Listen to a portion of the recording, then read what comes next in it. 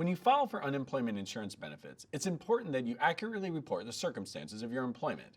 If you do not do this, it may be considered fraud and can have severe consequences, as listed in the first video of this series. We use the term separated to refer to being out of work. For example, we might ask, what was the reason for separation from your previous employer?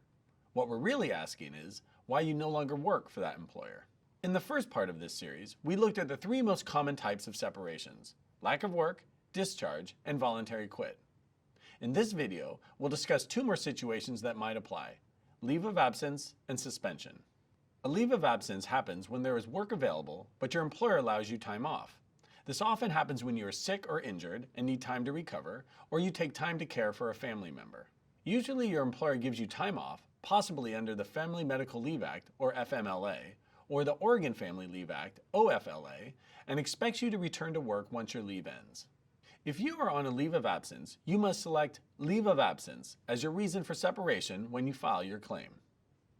During your leave of absence, if you become permanently unable to return to work, then you are no longer on a leave of absence. Report the separation from your employer as a discharge or a voluntary quit immediately. See Separations video number 1 for more information on discharges and voluntary quits.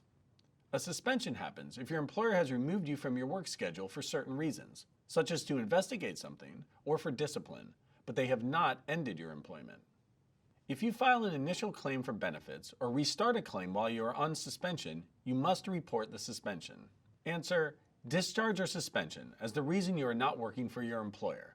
When filing your weekly claim, answer yes to the question, were you fired or suspended from a job last week?